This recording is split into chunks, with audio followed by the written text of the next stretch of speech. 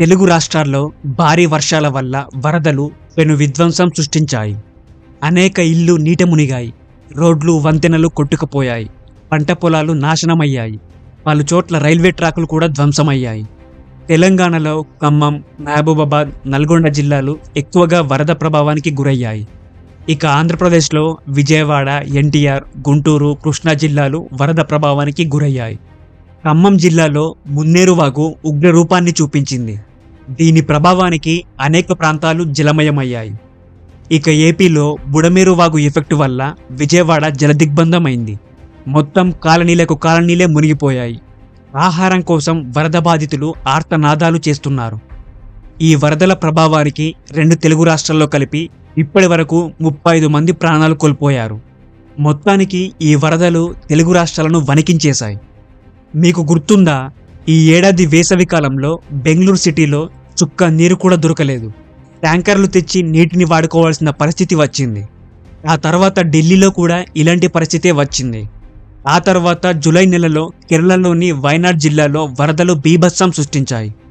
అక్కడ ఊర్లే కొట్టుకుపోయాయి. కొండ చర్యలు విరిగిపడ్డాయి. ఈ విషాద ఘటనలో దాదాపు 400 మంది చనిపోయారు. ఇప్పుడు ఈ వరదల ప్రభావానికి తెలుగు రాష్ట్రాలు కూడా వణికిపోయాయి. అసలేంటి మనకి పరిస్థితులు? వస్తే అతివృష్టి, లేకుంటే అనావృష్టి.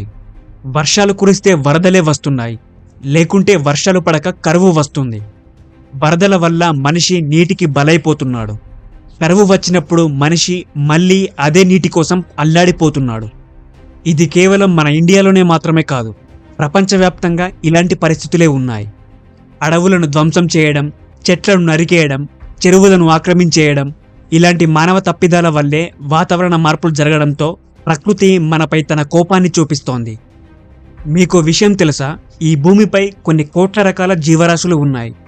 అవి పుట్టినప్పటి నుంచి ఇప్పటి వరకు అప్పట్లో ఎలాంటి పరిస్థితుల్లో జీవించేవో ఇప్పుడు కూడా అలాంటి పరిస్థితుల్లోనే జీవిస్తున్నాయి. ఒక్క మానవ జాతి మాత్రమే తనకున్న తెలివితేటలతో మిగతా జీవరాశుల కన్నా అడ్వాన్స్ అయ్యింది. ఇప్పుడు మానవుడు వాటన్నింటినీ కంట్రోల్ చేసే స్థాయికి వచ్చేశాడు. ఇక్కడ మానవుడు తానే తోపు తురుము అని ఫీల్ అవుతున్నాడు. కానీ ఈ భూమిపై మానవ జాతిని మించి ఇంకోటి ఉంది.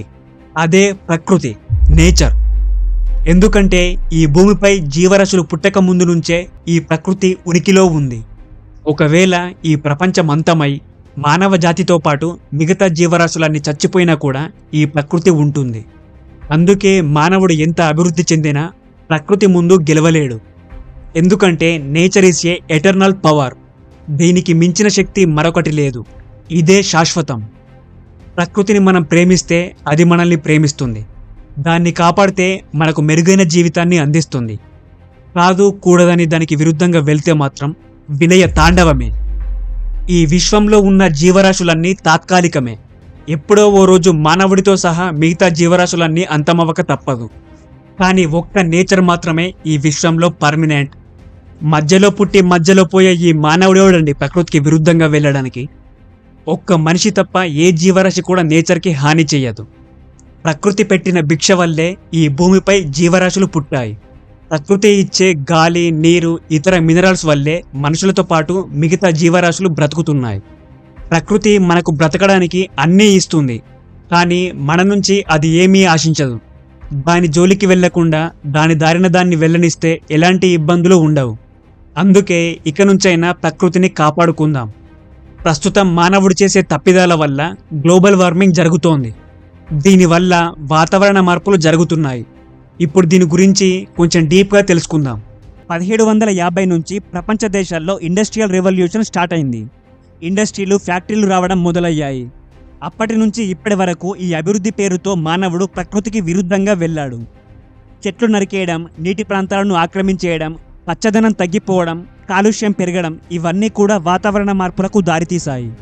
అయితే ఈ వాతావరణ మార్పులకు మెయిన్ రీజన్ గ్లోబల్ వార్మింగ్. అసలు గ్లోబల్ వార్మింగ్ అంటే ఏంటో ఇప్పుడు తెలుసుకుందాం. ఇక్కడ జాగ్రత్తగా వినండి. ఈ భూమి యొక్క టెంపరేచర్ పెరగడాన్నే గ్లోబల్ వార్మింగ్ అని అంటారు. అయితే భూమి టెంపరేచర్ పెరగడానికి కారణం ఏంటంటే ఈ వాతావరణంలో ఉండే green house gases, carbon dioxide, methane, nitrous oxide, water vapour, హైడ్రోఫ్లోరోకార్బన్స్, ఇంకా మరికొన్ని గ్యాసెస్ని గ్రీన్ హౌస్ గ్యాసెస్ అని అంటారు.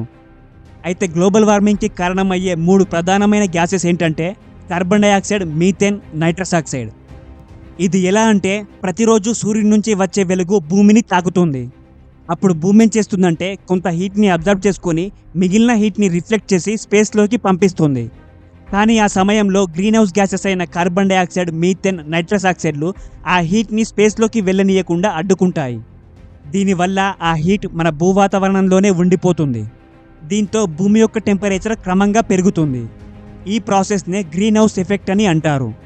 ఈ గ్రీన్ హౌస్ ఎఫెక్ట్ వల్లే మన భూమి యొక్క టెంపరేచర్ రోజురోజుకి పెరుగుతోంది. ఇలా భూమి టెంపరేచర్ పెరగడాన్నే గ్లోబల్ వార్మింగ్ అని అంటారు.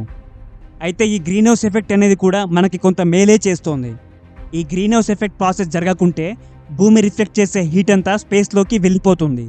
దీంతో భూమి యొక్క టెంపరేచర్ మొత్తం -డిగ్రీస్లోకి పడిపోయి మంచులా మారిపోతుంది. అందుకే ఈ గ్రీన్ హౌస్ ఎఫెక్ట్ భూమి మొత్తం మంచుగా మారకుండా కాపాడుతుంది. గ్రీన్ హౌస్ గ్యాసెస్ వల్లే గ్రీన్ హౌస్ ఎఫెక్ట్ జరుగుతుందని తెలుసుకున్నాం కదా. అయితే నేచురల్గా వచ్చే గ్రీన్ హౌస్ గ్యాసెస్ వల్లే గతంలో భూమి యొక్క టెంపరేచర్ ఒక లిమిట్లో ఉండేది.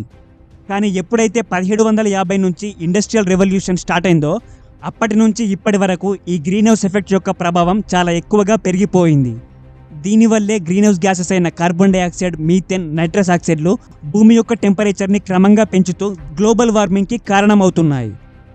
ఈ భూ వాతావరణంలో 76% కార్బన్ డైఆక్సైడ్, 16% మీథేన్, 6% నైట్రస్ ఆక్సైడ్లు ఈ గ్లోబల్ వార్మింగ్కి దారితీస్తున్నాయి.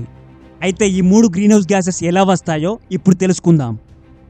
కార్బన్ డైఆక్సైడ్ అనేది మెయిన్గా ఫాజల్ ఫ్యూయల్స్ అంటే శిలజ ఇంధనాల నుంచి వస్తుంది. కోల్, ఆయిల్, నేచురల్ గ్యాస్ వీటినే ఫాజిల్ ఫ్యూయల్స్ అని అంటారు. కోల్ అంటే బొగ్గుని మెయిన్గా కరెంట్ తయారు చేయడం కోసం పవర్ ప్లాంట్లలో వాడుతుంటారు. ఆయిల్ని వెహికల్స్లలో, అలాగే పవర్ ప్లాంట్లలో, ప్లాస్టిక్, స్టీల్ని ప్రొడ్యూస్ చేసే ఫ్యాక్టరీస్లలో, ఇంకా కొన్ని ఇండస్ట్రీలలో వాడుతుంటారు. ఇక నేచురల్ గ్యాస్ అంటే గ్రీన్ హౌస్ గ్యాస్గా పిలువబడే మీథేన్తో పాటు ప్రోపేన్, బ్యూటెన్, ఈథేన్ లాంటి గ్యాసెస్ కాంపోజిషన్నే నేచురల్ గ్యాస్ అని అంటారు. దీన్ని కూడా మెయిన్గా పవర్ ప్లాంట్లలో, ఇంకా కొన్ని ఇండస్ట్రీలలో వాడుతుంటారు. ఇక రెండో గ్రీన్ హౌస్ గ్యాస్ అయిన మీథేన్ అనేది కోల్ మైనింగ్ చేయడం వల్ల, పంట వ్యర్థాలను కాల్చడం వల్ల, అలాగే ఫాజిల్ ఫ్యూయల్స్ నుంచి, ఇంకా కొన్ని ఇండస్ట్రీస్ నుంచి వస్తుంది. ఇక నైట్రస్ ఆక్సైడ్ అనేది పశువుల వేస్టేజ్ నుంచి, వ్యవసాయానికి వాడే ఎరువుల నుంచి వస్తుంది. అలాగే ఫాజిల్ ఫ్యూయల్స్ ఇంకా పలు ఇండస్ట్రీస్ నుంచి కూడా వస్తుంది. అయితే ఇప్పటి వరకు చెప్పుకున్న ఇవన్నీ కూడా మనకు ఉపయోగపడేవే. కానీ వీటి వల్ల మనకు ఎంత లాభం ఉంటుందో వీటి నుంచి వెలువడే గ్రీన్ హౌస్ గ్యాసెస్ వల్ల పర్యావరణానికి అంత నష్టం జరుగుతుంది. ఇది ఇలా ఉండగా ప్రస్తుతం మన భూమి యొక్క టెంపరేచర్ 15 డిగ్రీల సెల్సియస్గా ఉంది.